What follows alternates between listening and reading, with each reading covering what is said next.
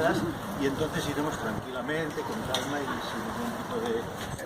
Trabajo en el ámbito de las migraciones, soy doctor precisamente en estudios internacionales e interculturales, y me ha parecido, aparte de que de siempre he sido un amante de alguien que considero que en la literatura vasca, incluso española, es alguien que ha estado un tanto oculto y que ha estado en un injusto segundo plano muchas veces, que es Ramiro Pinilla, me parece muy interesante la reflexión de Ramiro de aquellos sucesos que en Euskadi y en Vizcaya concretamente ocurren a finales del siglo XIX, comienzos del siglo XX, con respecto a las migraciones que hacia Vizcaya acuden, y lo que en este momento estamos observando dentro de las actuales migraciones. Me ha parecido, pues no sé, una actividad interdisciplinar muy sugerente, y por eso estoy aquí, a ver si os puedo aportar también algo. Simplemente, nada más. Bien, y el por qué motivo nos encontramos aquí, vamos a comenzar ya. La Biblioteca de San Nicolás, si entráis a la biblioteca, en el segundo piso, arriba del todo, allá a mano derecha al fondo, están los libros de Ramiro Pinilla, no solamente de Pinilla, sino también de los locales. En la parte izquierda están las encuadernadas, las revistas que durante varios años por la pasión suya que él tenía y que transmitía a los demás, era también el segundo, diríamos, en la segunda vertiente, era esta, el taller, que durante 35 años él lo dirigió. No le gustaba que le dijesen eso de dirigir o ser el profesor o ser el maestro, en absoluto, no, porque todos participaban y todos intervenían, cada uno comentaba, leía el texto y allá pues recibían lo que venía, ¿no? Si les parecía bien, no, en fin, lo iban diciendo. Y también ama a sus gentes, y les dice a sus hijos, la reflexión que hace ya estoy diciendo, mientras ellos sigan ahí, mientras ellos estén ahí, y entonces pues en la visita se marchan con el birlocho, y cuando llega al baserri de Bucuena pregunta a uno de sus baserris, ¿no? Está la familia Bucuena, le pregunta por el chico, por el mozo, y le dice, ¿dónde está? Está en el campo, trabajando. Le dice, no, ha ido a trabajar a la industria, es que el campo no da para mucho. Y entonces la reflexión de la marquesa se queda así estañada, como diciendo, si a los vascos le quitan la tierra, comienzan a aparecer en las colinas rojas, ha venido otra gente, ha venido otras ideas, ha venido gente que habla de socialismo, hablan de libertad, hablan de lucha, hablan de explotación, etcétera, otro lenguaje, ¿no? Y entonces pues parece que los dos mundos se van a encontrar. El título es bien significativo, ¿no? La tierra convulsa es el título del primer volumen de Pinilla. Y bueno, pues Jesús me parece que os va a decir algo. Sí, porque yo aquí ya veo mi intervención, hasta ahora no la veía. El título es significativo, Verdes valles, rojas colinas, y precisamente aquí Cristina Bonaindía y su marido Camilo Bascardo, representan lo que empieza a suceder en ese País Vasco, en esa Vasconia de finales del siglo XIX. Es decir, ese mundo rural, ese mundo mitificado muchas veces desde la mitología. Bueno, podríamos hablar del tubalismo, podríamos hablar de tantísima gente, ¿no? Y ese mundo nuevo que aparece, desconocido para los habitantes de ese lecho de Pinilla, esa gente nueva, la otredad, la alteridad, el diferente, el baqueto, el de fuera, el Belarrimot. Entonces ahí empieza a surgir un enfrentamiento entre dos mundos que Ramiro Pinilla lo define muy bien también cuando habla de los hombres de madera y de los hombres de hierro. O sea, mi mundo, mi referente, mi cosmovisión empieza a tambalearse, interpelada por quien viene de fuera.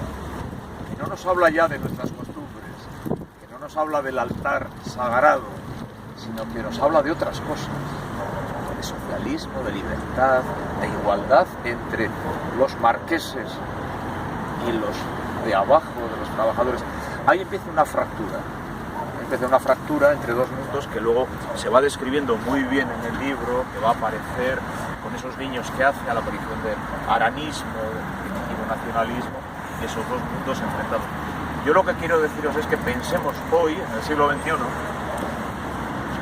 en los rumores que surgen en nuestra sociedad ante unas nuevas personas que vienen de fuera, que ya no vienen de 300 kilómetros más allá de Burgos, de Galicia, de Extremadura, sino que vienen de miles de kilómetros más allá, porque traen también distintos parámetros culturales, religiosos, fenotipos, formas de vestir, de esos rumores que ahora también se están generando contra quienes nos invaden, van a aniquilar nuestra cultura, nos van a hacer desaparecer, etc.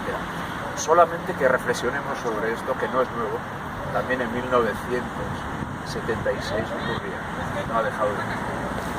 Ya hace determinados guiños de los elementos que él novela y que funciona, porque por ejemplo este pasaje de ese altar, de esa madera que llega a la playa, eso de nuevo, eso extraño que llega a la playa, que inquieta a los lugareños. Aquí Ramiro Pinilla hace una función muy interesante sobre los ritos paganos del pueblo vasco, sobre la cristianización de esos ritos posterior de que aparezca la figura de la Iglesia presente ya, del delegado papal, etc. Y cómo finalmente eso foráneo, extraño, que se rechaza, se integra finalmente en la cultura vasca y se integra en algo que llevamos tan dentro como es la taberna. Es el mostrador en el que compartimos no solamente el chapulín, sino que en esta sociedad se sigue compartiendo, socializando, pues charlas, familiaridad, cuadrilla, bueno, y tantos negocios, y tantos pactos políticos que se han hecho en este país alrededor de la barra de un bar. Como lo foráneo que daba miedo finalmente se integra. Este guiño de Padilla a esa cristianización y a los ritos paganos también me parece evidente en este pasaje. Sí, porque no solamente es mostrador, es mostrador, confesionario, altar, útero comunitario, tiene varios simbolismos, claro. Ahí está. Vamos a la ermita de, ahora sí, San Bascardo, ¿eh? El apellido Bascardo, no sé si ha salido, que es el marido de la... Pero Bascardo y su barquera son unos seres primitivos que, aunque sean primitivos prehistóricos, ahora y contrarios a cualquier innovación, cualquier cosa que sea una cosa nueva, son contrarios, también son contemporáneos actuales. Viven en la zona esta de los tiros atrás, allá los encontraréis. Lo digo, es fantasía, fantasía, no soy después, oye, ¿dónde están esos? Bueno, pues ahí están los bascardos que a veces pasan por delante, pues, bueno, sin importarles a su alrededor. A veces ocurre que pasan, pues, como son personas de otros tiempos, pasan también con casas de animales de otros tiempos que la gente del lugar ya no conoce, ¿no? Estos son los bascardos de su guardia que habitan en esa zona. Yo le decía a Pinilla, les lo explico luego, ¿no? De los forasteros que nos vengan a dar. Tenemos de todo. Pero como las piernas le flaqueaban, el bascardo, hospitalario tan grande como era, lo llevó a su casa y durante un tiempo, 2 días o 3, aquí las crónicas discrepan, lo tuvo dándole cobijo, que durmiese, descansase, y lo alimentó con pan de encinas. Al cabo de 3 días, este hombre se despertó y le comenzó a explicar que venía a explicarles, que les venía a decir que había un Dios, no queremos saber nada de Dios, queremos saber de sí, que había una Virgen, tenemos a May, que había un pequeño amuleto que era el crucifijo, tenemos el augurio, no queremos nada. Pero este se marchó por ahí por cruces y caminos y ciudades y lugares predicando que los hombres y las mujeres tienen en su pecho una paloma blanca y cuando mueren esa paloma sale y va al encuentro de Dios. Entonces el bascardo vio que había estado alimentando a un cuervo y lo que fue es directamente a por él y para cogerlo botaron el chinchorro y que se marcharía. Y cuando llegaron allá, cuando iban camino, no llegaron, sino que iban camino de Rigúnaga, para botar en el chinchorro, se encontraron con una patrulla de legionarios romanos que iban casualmente persiguiendo al predicador de la religión prohibida y cogieron a los dos. El bascardo, por no aparentar que era un cobarde, no dijo nada. Y naturalmente el castigo para el predicador de la religión prohibida era la cruz, y el bascardo la cruz también, porque como era no quería aparentar como cobarde, se dejó crucificar. Pero cuando estaba ya crucificado, entonces les decía a los suyos, estaban mirando allá, decía, no creáis nada de lo que estáis viendo, no creáis nada de lo que estáis viendo. Y así murió en la cruz, murió como un mártir, y al cabo de los siglos, cuando la iglesia esta iglesia se erigió y había que ponerle un nombre, entonces alguien sugirió la idea de que podía ser Bascardo, y de aquí la iglesia de San Bascardo. Y este es el porqué, la iglesia de San Bascardo. La cabeza de Pinilla. Sí, en la cabeza de Pinilla. El pueblo vasco, y además esto Pinilla lo decía muy bien, el pueblo de muchos rituales. El ritual festivo, el ritual de paso, es fundamental. Finalmente el cementerio no es más que el altar donde se realiza una liturgia que es el último rito de paso de la vida. El último, el final, ¿no? Pero yo quería hacer otra aportación, no fijándome en el cementerio, sino igual lo hacemos después. Vale, fijándome en el paisaje que hay al fondo al otro lado de la ría. Sí, no, pero es que en este libro está la persona que la acusan, que está encerrada, es uno de estos, que es uno de la otra parte de la ría, que la acusan de haber matado a esta chica, ¿no? Es el chivo expiatorio. El chivo expiatorio, pero es el maqueto, el muerto de hambre, que la gente de aquí pues lo inculpan como si él fuese, ¿no? Y hay alguien que dice, no, que no es, bueno, y está un poquito el tema de Pinilla, que en algunos momentos de su obra también es combativo con esta idea, ¿no? De que los venidos de fuera son los que traen los males, son los que traen la perversión, los que destrozan, ¿no? Y es el maqueto que en definitiva que no es el culpable, pero que sin embargo es el chivo expiatorio que lo tienen para castigarlo, ¿no? Hasta que se descubre que no ha sido otra persona. La típica frase, pensábamos que él estaba fuera y lo teníamos dentro, ¿no? Y es un poco el tema lamentablemente eso pasa. Lo malo no es nuestro, lo malo viene de fuera. No sé si recordáis lo que ocurrió en Alemania hace relativamente pocos meses con los refugiados que fueron acusados de haber realizado tocamientos obscenos a las chicas en las fiestas de Año Nuevo, ¿no? De esto no se ha dicho nada, esto ya se ha quedado, nadie habla ya de ello, pero en ese momento, una actuación, una agresión de género de ese calibre, ¿a quién se adjudicó? A los refugiados sirios que venían de fuera, ¿no? Es por hacer también una población del tema, ¿no? El de fuera es el chivo expiatorio que toda sociedad necesita para arrojar sobre él todos los males, todas hablando. Bueno, pues quizás este sitio representa mejor que ninguno este lado y aquel lado, ¿no?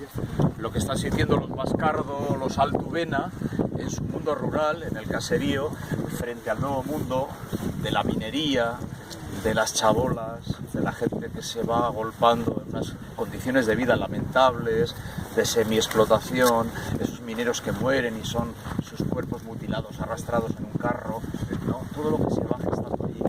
Es muy interesante también el capítulo en el que un Altubena se enamora de una chica militante que exalta a los mineros a rebelarse, que se manifiesta por la Gran Vía en Bilbao, es decir, cómo relata todo aquel socialismo incipiente, lo novela, pero bueno, pone apellidos, Perezagua, etcétera, es decir, hace unos apuntes, hace unos guiños históricos muy interesantes, ¿no? Toda aquella, la gente, los Altubena, los Bascardo, Cristina, una india se pregunta, pero ¿a qué vienen? ¿Pero por qué no se quedan allí? ¿A qué vienen aquí? Nos van a contaminar, nos van a de una u otra forma hacer perder nuestras costumbres, ¿no? Es un discurso que estamos escuchando ahora también. El defensor del pueblo andaluz, el señor Chamizo de la Rúa, hace ya unos años hizo una aseveración que a mí me parece muy pertinente. ¿Por qué vienen? Y él decía que en este momento las migraciones que están llegando hasta nosotros, insisto, con otro fenotipo, con otra expresión religiosa, con otro vestido, con otra cultura, no obedecen más que una cosa, que son la revolución no violenta de los pobres del mundo que intentan buscar un trozo de pan, su espacio en este mundo transnacional y global. globalizado. También en 1870 se produce este fenómeno. Desde una España profundamente dividida, una España, bueno, el reinado de Isabel II fue un absoluto fracaso, habíamos salido de las guerras carlistas, se produce la industrialización en el País Vasco, con ese guiño también a Inglaterra, con ese guiño al acero, con ese guiño a la ferrería antigua y a los altos hornos de ahora, y esa gente se va asentando. ¿Ha ocurrido algo? ¿Ha sido esto un terremoto que nos ha sumido en la desgracia? Pues no, en 2016 la sociedad vasca, podemos decir que ha integrado a aquellas personas y que somos fruto, todos somos fruto posiblemente del mestizaje de aquel lado de la ría, de aquel mundo de hombres de hierro y de los hombres de madera, y no ha pasado nada. Yo a mis alumnos muchas veces les pregunto, ¿me decís instrumentos de música folclórica vasca? Venga, tal, el chistu, tal, la triquitrilla. Y digo, la triquitrilla era precisamente el acordeón. En el mundo de los hombres de madera era, ¿cómo se dice en euskera acordeón? Soñua. Soñua, infernu soñua o infernuko auspoa. La religiosidad, el cura, que tenía tanta importancia, prohibía el acordeón o no le gustaba. ¿Por qué? Porque la música invitaba al baile y el baile invitaba al rock. Los barrenadores italianos que vinieron a construir los primeros ferrocarriles vascongados traían un acordeón pequeñita, muy fácil de camuflar y muy fácil de esconder. ¿Qué es la triquitrilla? Ahí está, los colores de la icurriña. No, lleva los colores de la bandera italiana, que casualmente hasta en eso se corresponden con los colores de la icurriña. Aquel acordeón gustó muchísimo, se adaptaba a las melodías, a la riñaina, al fandango, a la jota, y se quedó aquí.